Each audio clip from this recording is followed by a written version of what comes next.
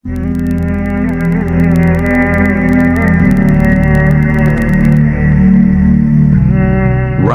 Hidayat, subscribe our channel.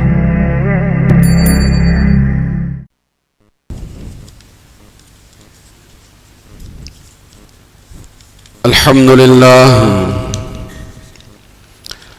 لله نحمده ونستعينه ونستغفره ونؤمن به ونتوكل عليه ونعوذ بالله من شرور أنفسنا ومن سيئات أعمالنا ونعوذ بالله من شرور أنفسنا ومن سيئات أعمالنا ونعوذ بالله من شرور أنفسنا ومن سيئات أعمالنا من يهده الله فلا مضل له ومن يضلل فلا هادي له ونشهد أن لا إله إلا الله وحده لا شريك له ونشهد أن سيدنا ونبينا وشفيعنا ومولانا محمدا عبده ورسوله صلى الله عليه وعلى آله وأصحابه وبارك وسلم تسليما كثيرا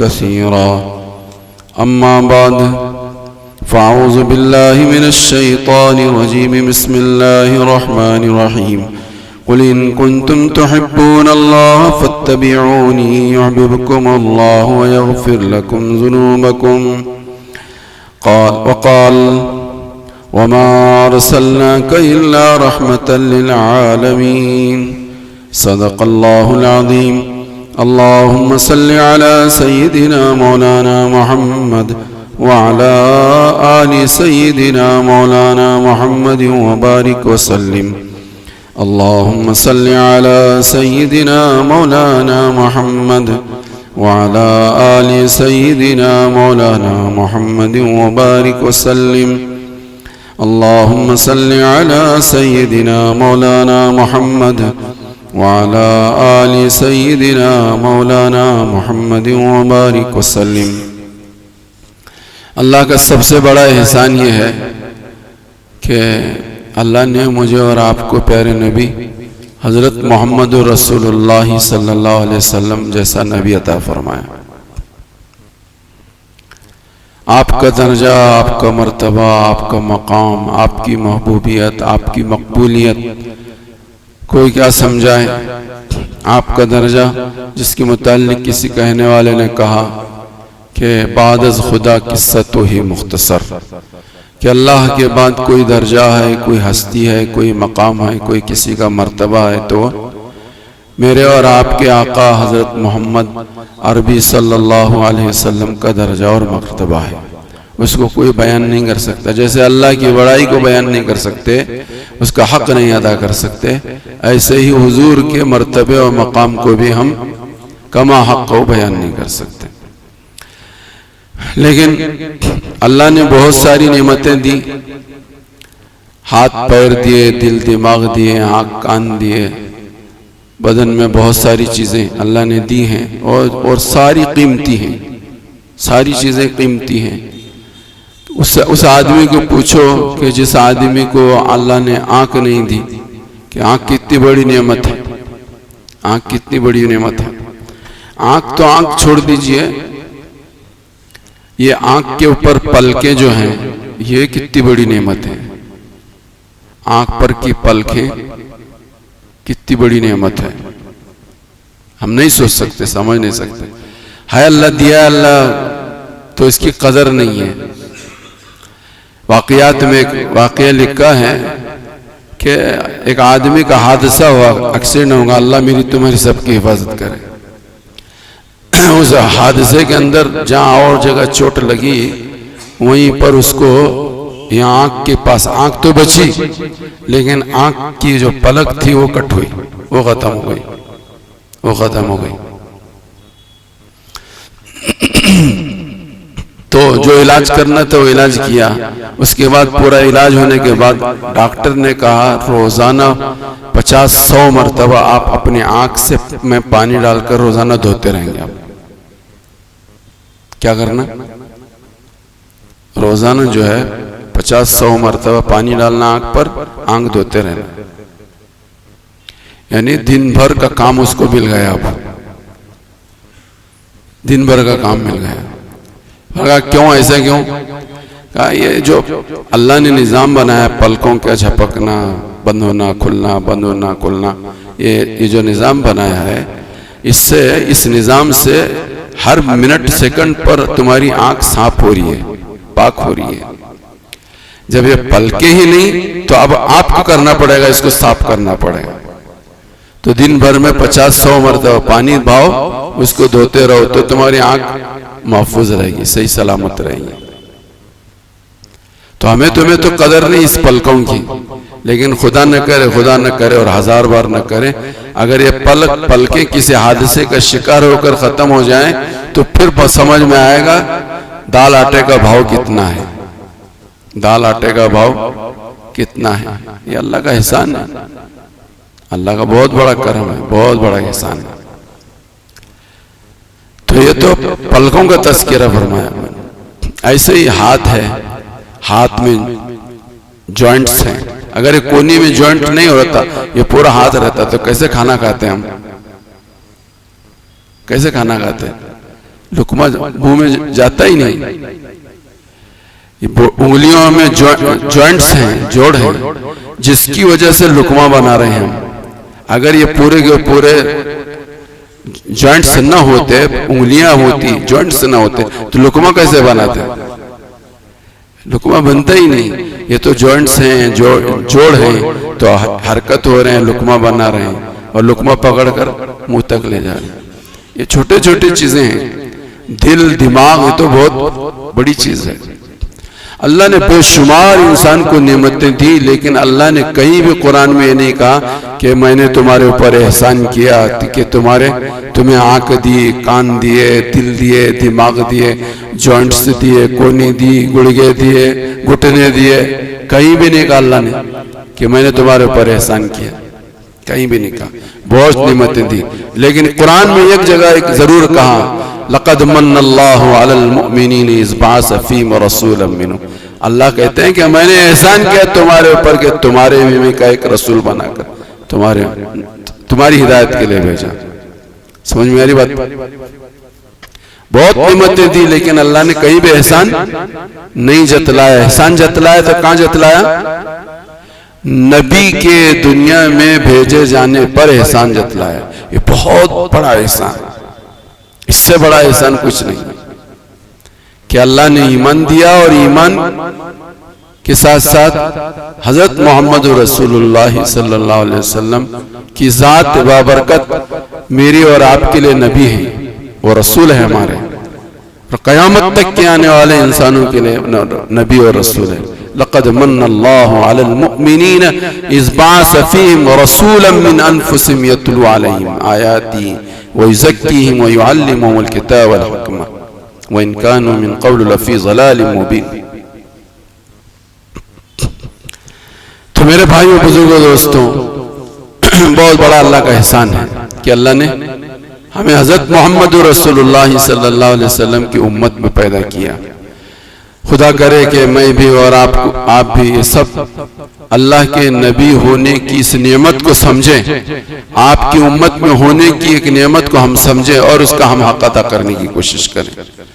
حضور کا درجہ مرتبہ بہت اونچا، بہت اونچا، بہت اعلیٰ، بہت عرفہ ہے، بہت اعلیٰ، بہت عرفہ ہے۔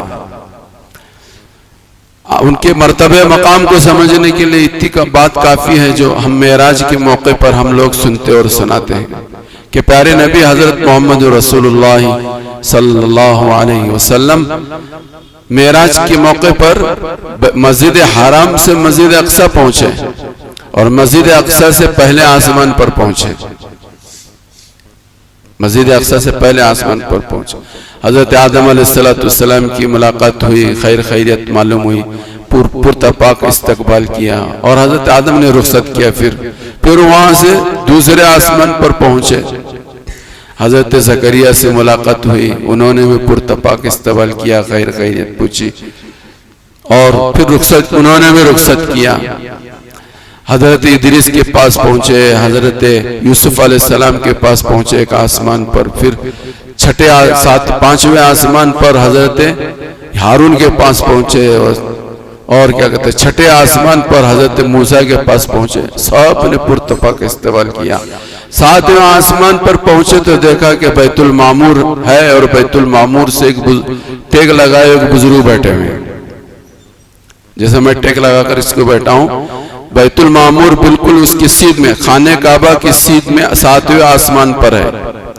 جیسے ہم خانہ کعبہ کا طواف کرتے ہیں انسان، ایسے فرشتے بیت المعمور کا طواف کرتے ہیں، بیت المعمور کا طواف کرتے ہیں، بالکل ساتویں آسمان پر۔ اس کو ٹیک لگا کر ایک بزرگ بیٹھے، حضرت جبرائیل سے حضور علیہ السلام نے پوچھا کہ یہ بزرگ کون ہے؟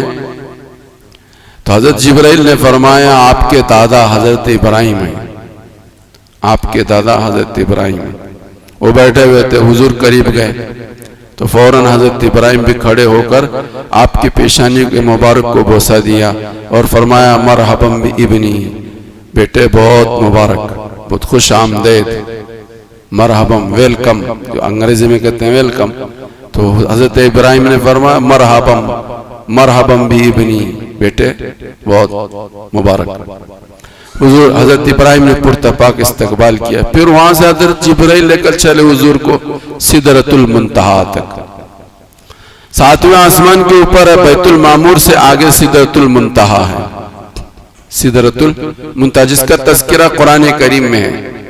سدرۃ المنتہا تک حضرت جبرائیل لے کر گئے، وہاں حضرت جبرائیل نے پھر حضرت سدرۃ المنتہا پر پہنچ کر حضور نے فرمایا یا رسول اللہ اب اس کے آگے میں نہیں جا سکتا، اس کے آگے میں نہیں جا سکتا، اگر ایک بالش بھی اگر میں آگے بڑھا تو میں جل کر خاک ہو جاؤں گا، میری ہمت نہیں ہے، میں نہیں جا سکتا اس سے آگے۔ حضرت جبرائیل علیہ السلام کی جسامت کے تعلق سے علماء نے بات لکھی ہے کہ حضرت جبرائیل علیہ السلام اگر اپنی اصلی حیت میں اگر آ جائیں تو ان کے قدم زمین پر ہوں گے تو ان کا سر تحت سدرۃ المنتہا تک ہوگا، عرش تک ان کا سر پہنچے، اتنی ان کی جسامت ہے۔ ایک پر کھول دیں، 700 پر ہیں حضرت جبرائیل کے، 700 پر ہیں، ایک پر کھول دیں تو پورا مشرق ڈھک جائے، دوسرا پر کھول دیں تو سارا مغرب اس میں ڈھک جائے، ایسی جسم و جسامت۔ لیکن ایک بالش بھی سدرۃ المنتہا سے آگے بڑھے تو جل کر خاک ہو جائیں گے، جل کر خاک۔ یا رسول اللہ یہ آپ ہی کا مقام ہے کہ آپ آگے جا سکتے ہیں، یہ آپ ہی کا مرتبہ ہے، آپ ہی کے اندر وہ روحانی طاقت ہے، وہ قوت ہے، وہ صلاحیت ہے کہ آپ ہی سے آگے جا سکتے ہیں، میں نہیں جا سکتا، میں نہیں جا سکتا۔ آگے گئے کتنے گئے؟ قرآن کریم نے 27ویں پارے میں اس کا تذکرہ فرمایا، قاب قوسین او ادنی فاوحی الی عبدہ ما اوحی۔ جیسے میں اور آپ بیٹھے ہوئے ہیں ایسے اللہ اور اللہ کے محبوب میں اور آپ جیسے بیٹھے قریب قریب، قرآن کریم نے کہا اس کی کیا نوعیت، کیا کیفیت، کتنے قریب، اس کو قرآن نے نہیں بیان کیا۔ قاب قوسین او ادنی، اللہ پر نور کے 70,000 پردے ہیں، کتنے؟ 70,000 پردے ہیں، ان 70,000 پردوں میں اللہ کی تجلی ہے۔ ایک پردہ اگر اللہ کی تجلی سے ہٹ جائے اور وہ تجلی زمین دنیا پر پڑے، پوری زمین آسمان سے لے کر زمین تک سب جل کر خاک ہو جائے گا، سب جل کر خاک ہو جائے گا۔ لیکن حضرت محمد رسول اللہ کا مرتبہ ہے اور مقام ہے کہ ساری تجلیات کو اپنے سینے میں سمو لے رہے ہیں، یہ مرتبہ ہے حضور کا، میں اور آپ نہیں جانتے، سن رہا ہوں، سنا رہا ہوں، لیکن کیا مرتبہ ہے، کیا مقام ہے، کیا لے کر آئے؟ اللہ نے پوچھا، آمنے سامنے بیٹھے کیا لے کر آئے؟ تو حضور نے فرمایا التحیات للہ والصلوات والطیبات۔ حضور نے فرمایا یہ اللہ کے کہنے پر التحیات للہ والصلوات والطیبات، تمام جانی عبادتیں، مالی عبادتیں، بدنی عبادتیں سب اللہ تیرے لیے ہیں. یہ حضور نے کہا. حضور نے جب یہ کہا تو اللہ نے کہا, ریپلائی دیا اللہ نے. اللہ حضور کی اس گفتگو پر ریپلائی اللہ نے دیا کیا؟ السلام علیک ایھا النبی ورحمۃ اللہ وبرکاتہ. یہ اللہ نے جواب دیا, سلام کیا. کس کو؟ آمنے سامنے بیٹھے ہوئے ہیں. السلام علیک ایھا النبی, سلام ہو اے نبی تمہارے اوپر. السلام علیک ایھا النبی ورحمۃ اللہ, اللہ کی رحمتیں ہوں, وبرکاتہ, اللہ کی برکتیں ہوں آپ پر. تو حضور نے پھر اس کا جواب دیا, السلام علینا وعلی عباد اللہ الصالحین. میرے اوپر بھی. حضور نے اپنی امت کو بھولا نہیں. اتنے قریب پہنچے وہاں پر, اللہ کے قریب پہنچے تو آدمی تو سب بھول جائے گا. ہم لوگ کہتے ہیں نہیں کیا خانے کعبہ پر کیا نظر پڑی, کیا سوچا تھا, سب بھول گیا. نعت سناتے رہتے ہیں بار بار کہ خانے کعبہ کو جب آدمی دیکھتا ہے, کیا مانگنا ہے, کیا سوچا تھا, سب بھول جاتا ہے. دیکھتا ہے کہ تختہ کا تختہ رہ جاتا ہے, سب بھول جاتا ہے. بیوی بچے سب ذہن سے اٹھ جاتے ہیں. لیکن قربان جائیں حضرت محمد رسول اللہ کی ذات پر, اتنے قریب پہنچ گئے, اتنے قریب پہنچ گئے. قرآن نے کہا قاب قوسین او ادنی. اللہ نے آپ پر سلام بھیجا تو حضور نے امت کو بھولا نہیں. السلام علینا وعلی عباد اللہ الصالحین. امت کو بھولے نہیں حضور. اللہ کے پاس پہنچے, وہاں بھی امت کو یاد کیا. وہاں بھی کیا امت ہماری, یہ امت کیسی امت ہے کہ دن رات 24 گھنٹے ہر کام میں امت جو ہے حضور کو بھول رہی ہے. حضور کو بھول رہی ہے. حضور وہاں پہنچ کر بھی اپنی امت کو نہیں بھولے. حضور کو اللہ کے نبی کو حضور نے سلام بھیجا خوشی میں, آپ امت کو نہیں بھولے. السلام علینا وعلی عباد اللہ الصالحین. امت کی ذمہ داری تھی کہ ہم سب حضور کو ہر لمحہ یاد کرتے, آپ کے طریقے کے مطابق اپنی زندگی کو چلاتے, آپ کے رنگ میں اپنے آپ کو رنگنے کی کوشش کرتے, سنتوں کو معلوم کر کر کے سنتوں پر اپنے آپ کو کھڑا کرتے. من احیا سنتی عند فساد امتی فلو اجر 100 شہید. فتنے و فساد کے زمانے میں میرا کوئی غلام ایک سنت کو زندہ کرے گا, 100 شہیدوں کا ثواب ملے گا, 100 شہیدوں کا ثواب ملے گا. لیکن جان جان کر آج سنتوں کو پامال کیا جا رہا ہے. نبی کے طریقے سے اپنے آپ کو ہٹانے کی ناپاک کوششیں پرائے تو پرائے اپنے کر رہے ہیں. فیشن کے نام پر ہم کیا کچھ نہیں کرتے, جس پر نہ دنیا بنے گی نہ آخرت بنے گی, بلکہ دنیا بھی اجڑے گی اور آخرت بھی اجڑے گی. اور سنت کے نام پر دنیا بھی بنے گی, آخرت بھی بنے گی. جو سنت کو زندہ کرے گا اللہ اس کو زندہ کریں گے, دنیا میں بھی زندہ کریں گے اور مرنے کے بعد بھی عبدالآباد کے لیے ہمیشہ کے لیے زندہ کریں گے. سنت میں اللہ نے وہ طاقت رکھی ہے. دنیا کی بڑی سے بڑی طاقتوں میں ایٹم بموں کے اندر وہ اللہ نے طاقت نہیں رکھی ہے. جو دنیا کے باطل طاقتیں بنا رہی, اس میں وہ طاقت نہیں. اللہ نے ایک ایک نبی کی سنت میں وہ طاقت رکھی ہے. لیکن ہم اور آپ کو یہ سمجھ میں نہیں آ رہا ہے کہ سنت ہے کیا چیز, سنت میں ہے طاقت کیسی ہے. سنت میں اللہ نے ایسی طاقت رکھی ہے. خدا کرے کہ میں بھی سمجھوں, آپ بھی سمجھیں, اور سمجھنے کا موقع جو ہے تو سب کو سمجھ میں آئے گا, لیکن وہاں کا سمجھنا کچھ کارآمد, سود مند اور فائدہ مند نہیں ہوگا. بڑا عقل مند وہ آدمی کہ جو دنیا میں جیتے جی اپنے نبی کو سمجھے, اللہ کو رسول کو سمجھے, اور اپنے نبی کے رنگ میں اپنے آپ کو رنگنے کی کوشش کرے. بڑا عقل مند ہے آدمی. دنیا اس پر ہستی ہے, ہستی رہے. بیوقوف کہتی ہے, کہتی رہے. پاگل کہتی ہے, کہتی رہے. لیکن اللہ اور اس کے رسول کی نظر میں سب سے عقل مند آدمی وہ ہے کہ جو فیشنوں سے اپنے آپ کو بچا کر محمد رسول اللہ کے رنگ میں رنگنے کی اپنے آپ کو کوشش کرے. سرکار کا مرتبہ اور مقام بہت اونچا, بہت اونچا. ایک تجلی اگر دنیا, ایک پردہ اگر خدا کی تجلی 70,000 پردے ہیں اللہ کے نور, اللہ کی ذات پر نور کے تجلی کے پردے, ایک پردہ ہٹ جائے تو زمین و آسمان سب جل کر خاک ہو جائے, جل کر خاک ہو جائے. میرے بھائیوں, بزرگوں, دوستوں, پیارے نبی حضرت محمد رسول اللہ کے مرتبے اور مقام کو سمجھنے کے لیے معراج کا واقعہ کافی سے زیادہ ہے، بہت اس کے اندر سمجھنے کے لیے بہت ساری باتیں ہیں۔ حضور کا وہ مقام ہے، حضور کو اپنی امت سے بھی ایسی گہری نسبت تھی، گہرا تعلق تھا۔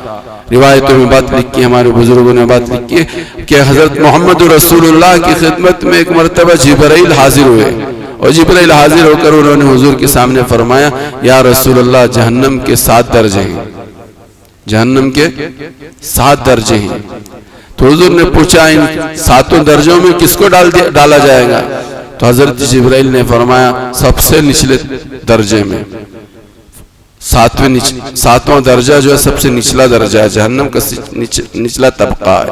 فرمایا کہ اس میں منافقوں کو ڈالیں گے، منافق لوگ، گول مول لوگ کرنے والے لوگ، 2 زبان کے لوگ، 2 رخ کے لوگ، دیس دیکھ کر بھیس بدلنے والے لوگ، سامنے کچھ پیچھے کچھ، سامنے کچھ پیچھے کچھ، ایسے لوگوں کو منافق کہتے ہیں، ایسے لوگوں کو منافق کہتے ہیں۔ بہت بری خصلت ہے، ان المنافقین فی الدرک الاسفل، ان المنافقین یخادعون اللہ۔ منافق لوگ سمجھتے ہیں کہ ہم اللہ کو دھوکہ دے رہے ہیں، ہاں اللہ کیا دھوکہ دیں گے، اپنے آپ کو دھوکہ دیتے ہیں، وہ اپنے آپ کو دھوکہ دیتے ہیں۔ ہم سمجھتے ہیں میں آپ کو دھوکہ دے رہا ہوں، آپ سمجھتے ہیں مجھے دھوکہ دے رہے ہیں، نہ میں آپ کو دے رہا ہوں نہ آپ مجھے دے رہے ہیں، میں خود دھوکے میں پڑا ہوا ہوں۔ یہ منافق کی خصلت ہے، منافقوں کا درجہ، یہ مرتبہ ہے کہ وہ جہنم کے سب سے نچلے طبقے میں جائیں گے۔ پھر کافروں کو اور مشرکوں کا درجہ ہے، پھر چاند و سورج کی پوجا کرنے والے۔ آپ لوگ دیکھتے ہوں گے، ہم بھی دیکھتے ہیں کہ صبح ہوتے سورج نکلا تو اس کے سامنے ہاتھ جوڑ کر کھڑے ہوتے ہیں۔ اللہ پاک وہ چاند و سورج کو بھی جہنم میں ڈالیں گے، ان کو بھی ڈالیں گے۔ علماء نے بات لکھی ہے کہ چاند سورج کی کیا اس وقت اس کا سورج کا اس میں کیا قصور کہ وہ اس کو بھی جہنم میں ڈالا جا رہا ہے، اس کو بھی جہنم میں ڈال رہا ہے۔ سورج نے تو یہ نہیں کہا کہ ان سے کہ تم میری پوجا کرو، میرے سامنے ہاتھ جوڑ کے کھڑے ہو جاؤ۔ فرمایا سورج کو سزا دینے کے لیے نہیں، سورج کو جہنم میں ڈالا جائے گا وہ سزا دینے کے لیے نہیں، بلکہ یہ بات بتانے کے لیے کہ سورج کی پوجا پاٹ کرنے والوں کو یہ عبرت اور سبق سکھانے کے لیے، دیکھو تم بھی ہو جس کی تم پوجا کرتے ہو، وہ بھی تمہاری ذاتی ہے، تم ان کس کی پوجا کر رہے تھے۔ سورج کا کوئی قصور نہیں ہے، لیکن ان کے جو قصور تھا اس قصور کو اور زیادہ بڑا چڑھا کر ان کے دل کو ٹھیس پہنچانے کے لیے کہ جس کی پوجا کر رہے تھے وہ تمہیں کیا بچاتا، وہ خود بھی تمہارے ساتھ مبتلا عذاب ہے، وہ خود بھی تمہارے ساتھ مبتلا عذاب ہے۔ تو فلاں طبقے میں 7ویں طبقے میں وہ رہیں گے، 6ٹھے طبقے میں وہ رہیں گے، 5ویں طبقے میں یہ لوگ رہیں گے، فلاں طبقے کے 3 نمبر کے درجے میں یہودی رہیں گے، اس کے اوپر 2 نمبر کے درجے میں عیسائی رہیں گے کہ جو تین خداؤں کے ماننے والے ہیں۔ کوئی کہتا ہے کہ خود حضرت عیسیٰ اللہ کے بیٹے ہیں، کوئی کہتا ہے کہ 3 خداؤں میں خدا عیسیٰ ہیں، 3 خداؤں میں، تو ان کو دوسرے نمبر کے درجے میں جہنم کے طبقے اور دوسرے نمبر کے درجے تک آ کر حضرت جبرائیل خاموش ہو گئے۔ حضور نے پہلا فرمایا سب سے اوپر کے درجے میں کون لوگ رہیں گے؟ حضرت جبرائیل بتانے کو تیار نہیں بتایا، پھر پوچھا تو حضرت جبرائیل بتانے پر مجبور ہوئے، اور پھر فرمایا کہ آپ کی امتی کے وہ لوگ، امت میں کے وہ لوگ جو گناہگار ہوں گے، نافرمان ہوں گے، خدا فراموش ہوں گے، نبی کے طریقے سے ہٹے ہوئے ہوں گے، ایسے گناہگاروں کو سب سے اوپر کے طبقے میں جہنم کے طبقے میں ڈال دیں۔ حضرت محمد رسول اللہ کی حالت دیگرگوں ہو گئی۔ 3 دن تک آپ کسی سے بات چیت نہیں کیے، صرف نماز کے لیے مسجد میں آتے تھے اور حجرے میں چلے جاتے تھے، کسی سے کوئی کلام نہیں، بے چین تھے حضور، بے چین تھے، یا اللہ میری امت جہنم کے اس طبقے میں چلی جائے گی، کسی سے حضور نے گفتگو نہیں، لیکن صحابہ کو نہیں معلوم تھا۔ حضرت ابو بکر پریشان، عمر پریشان، عثمان پریشان، علی پریشان، کیا ہوا، کیا حادثہ ہوا، کون سی بات ہے؟ حضرت ابو بکر بھی جا رہے ہیں حجرے پر، دستک دے رہے ہیں، کون؟ ابو بکر، دروازہ نہیں کھل رہا۔ عمر جا رہے ہیں، دستک دے رہے ہیں، کون؟ عمر، دروازہ نہیں کھل رہا۔ عثمان جا رہے ہیں دروازے پر دستک دے رہے ہیں, کون؟ عثمان. دروازہ نہیں کھل رہا. وہ جا رہے ہیں, فلاں جا رہے ہیں, فلاں جا رہے ہیں, کسی پر دروازہ نہیں کھلا. حضور اپنی ایک کیفیت میں اور ایک فکر مندی میں مبتلا ہیں. حضرت علی سے کہا گیا کہ آپ جائیں, آپ آواز دیں. آپ تو حضور کے پرورش یافتہ ہیں, آپ کی پرورش کی حضرت محمد رسول اللہ نے, اور اپنی لاڈلی اور پیاری بیٹی آپ کے نکاح میں دی. یہ ساری چیزوں کو دیکھ کر حضرت علی نے کہا کہ دروازہ میرے اوپر بھی, میرے دستک دینے پر بھی نہیں کھلے گا. حضرت فاطمہ الزہرا کے پاس گئے. حضرت فاطمہ الزہرا کو سارا واقعہ بیان فرمایا کہ 3 دن سے حضور کی یہ حالت ہے, کسی سے کوئی گفتگو نہیں کر رہے, نہ خیریت بتا رہے, نہ خیریت کسی کی پوچھ رہے ہیں. ذرا چل کر تم معلوم تو کرو کہ کیا بات ہے, کیا حقیقت ہے, کیا حال ہے. حضرت فاطمہ الزہرا کے آنے پر, دستک کے دینے پر دروازہ کھلا, اور اس پر پھر حضور علیہ السلام نے پورا واقعہ سنایا. فلاں طبقے میں وہ جائیں گے, فلاں طبقے میں وہ جائیں گے, فلاں طبقے میں وہ جائیں گے. جبرائیل نے مجھے میری امت کے بارے میں اطلاع دیا کہ اوپر کے درجے میں میری امت کے گناہگار جائیں گے. بس میری حالت تو دیگرگوں ہو گئی, میرا حال خراب ہو گیا ہے امت کے اس جہنم کے جانے کی سوچ کی وجہ سے. آپ کی اس فکر مندی اور 3 دن کی یہ فکر مندی کی وجہ سے خدا کی طرف سے مزدہ آیا. وَالضُّحَىٰ وَاللَّيْلِ إِذَا سَجَىٰ مَا وَدَّعَكَ رَبُّكَ وَمَا قَلَىٰ وَلَلْآخِرَةُ خَيْرٌ لَكَ مِنَ الْأُولَىٰ وَلَسَوْفَ يُعْطِيكَ رَبُّكَ فَتَرْضَىٰ. تو پھر حضور کو بھی اطمینان ہوا, اور پھر معمول کے مطابق صحابہ سے ملنا جلنا آپ نے شروع فرمایا. سرکار کو آپ امت سے یہ گہرا سمبند اور رشتہ تھا. آپ کو اتنی فکر تھی, آپ کو اتنی فکر تھی. درد مندی کچھ کوئی اور چیز ہوتی ہے, فکر مندی کوئی اور چیز ہوتی ہے. بزرگوں نے ایک واقعہ لکھا ہے سمجھانے کے لیے. 2 عورتوں نے ایک بچے کے بارے میں دعویٰ کیا, یہ بچہ میرا. بچہ ایک ہے, 2 عورتوں نے دعویٰ کیا یہ بچہ میرا ہے, یہ بچہ میرا ہے. ڈیلیوری ہو جاتی ہے, باقی میں معلوم نہیں رہتا بچہ کو. تو 2 عورتوں نے مل کر ایک بچے پر دعویٰ کیا. قاضی کیا پہنچا, دلیل دے دو. تو دلیل اس نے بھی دی, اس نے بھی. دلیل سے بات صاف نہیں ہوئی, دلیل سے بات صاف نہیں ہوئی کہ یہ بچہ اس عورت کا ہے یا یہ بچہ اس عورت کا ہے. قاضی نے آخر میں یہ کہا کہ ایک کام کرتا ہوں, آپ کے دلائل کی روشنی میں تو یہ تو طے کرنا میرے لیے مشکل ہے کہ یہ بچہ اس کا ہے یا یہ بچہ اس کا ہے. اس لیے میں فیصلہ کرتا ہوں اس بچے کے 2 ٹکڑے کرتا ہوں, ایک آپ کو آدھا دیتا ہوں, آپ کو آدھا دیتا ہوں. تو جو ایک عورت تھی وہ تو خاموش رہی, وہ ایک عورت جو تھی وہ تو خاموش ہو گئی. دوسری عورت سے پوچھا کہ تمہاری کیا رائے؟ فرمایا کہ بچے کو 2 ٹکڑے مت کرو, اسی کو دے دے, میرا بچہ کم سے کم صحیح سلامت تو رہے, صحیح سلامت تو رہے. آج ہمارا تمہارا حال اس پہلی عورت کی طرح سے ہے. ٹوٹتا ہے ٹوٹن دے, مرتا ہے مرن دے, چھٹتا ہے سنت چھٹن دے, چھٹتی ہے چھٹن دے. لیکن وہ دوسری عورت کی طرح سے آج تک ہم آپ نہیں بن سکے کہ جو چاہے بچہ ادھر رہے ادھر رہے. ہم سنت نہیں چھوڑیں گے, طریقہ نبوی نہیں چھوڑیں گے, حضرت محمد رسول اللہ کا رنگ نہیں چھوڑیں گے.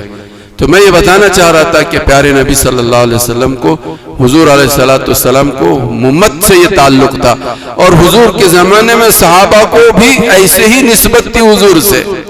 وہ جو پچھلے ایک جمعہ میں نے آپ حضرات کے سامنے سنایا واقعہ, عمرو ابن جموح رضی اللہ تعالیٰ عنہ, ان کی بیوی ہند, یہی وہ عورت ہے, یہی وہ عورت ہے کہ جس وقت احد کے اندر افراتفری مچی اور پورے مدینے میں یہ خبر پہنچی کہ مسلمانوں کو ناکامی ہوئی, مسلمان ناکام ہو گئے, اور حضرت محمد رسول اللہ صلی اللہ علیہ وسلم نعوذ باللہ شہید کر دیے گئے. تو حضرت عمرو ابن جموح کی وہ بیوی ہند جو ہے وہ اتنی کیا ہوش حواس اس کے اڑ گئے کہ پیروں میں چپل کے بغیر, چپل پہننا تک اس کو یاد نہیں رہے, اور بھاگی چلی جا رہی تھی احد کی طرف کہ محمد رسول اللہ کی خبر لاؤں. ملنے والے درمیان میں راستے میں ملتے رہے. ایک آدمی ملا, اس نے کہا کہ کہاں بھاگی جا رہی ہے, تیرا شوہر تو شہید ہو گیا. وہ کہہ رہی ہے کہ میرے شوہر کو چھوڑ دو, محمد رسول اللہ کا حال بتاؤ. وہ کہہ رہے محمد رسول اللہ کا حال مجھے تو نہیں معلوم, لیکن اتنی بات معلوم ہے کہ تیرا شوہر شہید ہوا. وہ بھاگی جا رہی ہے محمد رسول اللہ کے حال معلوم کرنے. آگے بڑھی تو ایک دوسرا آدمی ملا, تو کہاں بھاگی جا رہی ہے, تیرا تو بھائی شہید ہو گیا. ارے میرے بھائی کو چھوڑ دو, محمد رسول اللہ کا حال بیان کر. محمد رسول اللہ کے بارے میں مجھے نہیں معلوم, میں محمد رسول اللہ کو دیکھنا چاہتی ہوں. وہ بھاگی جا رہی ہے, بھاگی جا رہی ہے. آگے ایک آدمی ملا کہ کہاں جا رہی ہے؟ تو کہا تیرے بیٹے 2 بیٹے شہید ہو گئے. ارے میرے بیٹوں کو چھوڑ دو، محمد رسول اللہ کا حال پہ، محمد رسول اللہ کا حال ہمیں معلوم نہیں. البتہ تیرے بچے، تیرے لخت جگر، تیرے جل کے کلیجے کے 2 ٹکڑے شہید ہو گئے. بھاگی محمد رسول اللہ کے قریب پہنچی اور پہنچ کر کہا یا رسول اللہ آپ سلامت تو ساری دنیا سلامت، آپ سلامت تو ساری دنیا سلامت. یہ ہے محبت، اس کو کہتے ہیں اللہ کے رسول کی محبت. آج ہمارا اور آپ کے اوپر وہ حالات نہیں ہیں. گھر کی 4 دیواری کے اندر اور پورے ملک کے اندر ہمارے اور آپ کو ہمارے بزرگوں نے قربانیاں دے کر ایک ایسا دستور بنایا ہے کہ جس دستور کے اندر ہر مسلمان کو اپنے اپنے مذہب، اپنے اپنے ریت و رواج کے مطابق، اپنے نبی کے طریقے مطابق جینے کا پورا حق حاصل ہے. حق حاصل نہ کریں وہ میری اور آپ کی کمی ہے، میری اور آپ کی کمزوری ہے. بھلا ہمیں کون روکتا ہے کہ بیت الخلا میں جانے کے وقت ہم رسول اللہ کے جانے کے طریقے پر جائیں، مسجد میں آنے کے وقت رسول اللہ کے طریقے کے مطابق آئیں. ہماری بول چال، ہماری ڈھال چال، ہماری وضاقت، ہمارا پہننا اوڑھنا حضور کی، اللہ کے رسول کے رنگ میں کون روک سکتا ہے ہمیں؟ لیکن یہ ہے کہ دل میں چسکا ہو تو ہر چیز میں مزہ ہوتا ہے. دل ہی میں چسکا نہیں ہے تو مزہ کہاں سے آئے گا؟ تو ضرورت اس بات کی ہے کہ ہم سب جو ہیں اپنے آپ کو رسول پاک صلی اللہ علیہ وسلم کے رنگ میں رنگنے کی کوشش کریں. کھانے پینے کی سنتیں ہوں، بیت الخلا جانے آنے کی سنتیں ہوں، سونے جاگنے کی سنتیں ہوں، گھر میں داخل ہونے کی سنتیں ہوں، گھر سے باہر آنے کی سنتیں ہوں. اگر یہ سنتوں پر ہم عمل کرتے رہیں گے تو یہی چیز ہمارے لیے کل قیامت کی دن دلیل بنے گی محمد رسول اللہ سے محبت کی. بڑے لمبے چوڑے دعوے کرتے رہیں اور بہت کچھ کہتے رہیں، سنتے رہیں، جلسے اور جلوس کرتے رہیں، اس کی کوئی حقیقت، کوئی حیثیت نہیں ہے. اصل چیز یہ ہے کہ ہم اپنے آپ کو حضور کے رنگ میں رنگنے کی کوشش کریں. یہ ہے محبت کی دلیل. من یطیع اللہ فقد اطاع اللہ. جو اللہ رسول کی اطاعت کرتا ہے وہ اللہ کی اطاعت کرتا ہے. من یطیع رسول فقد اطاع اللہ. جس نے رسول کی اتباع کی اس نے اللہ کی اتباع کی. جو رسول کے رنگ سے اپنے آپ کو بچایا وہ اللہ کا نہیں بن سکتا. اللہ کا بننے کے لیے محمد رسول اللہ کا بننا پہلے ضروری ہے. جو محمد رسول اللہ کا نہیں وہ اللہ کا نہیں. جو محمد رسول اللہ کا نہیں وہ اللہ کا نہیں. اللہ کہتے ہیں کہ میرا بننا چاہتے ہو تو میرے محبوب کی اتباع کرو، میرے محبوب کے رنگ میں اپنے آپ کو رنگنے کی کوشش کرو. جو میرے محبوب کے رنگ میں رنگ لے گا اپنے آپ کو وہ میرا محبوب ہے، وہ میرا ہے، میرے محبوب کا جو پہلے بنے.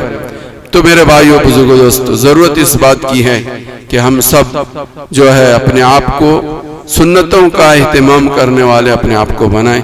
اللہ مجھے بھی اور آپ کو بھی بات کو سمجھنے کی توفیق عطا فرمائے. وآخر دعوانا ان الحمدللہ رب العالمین.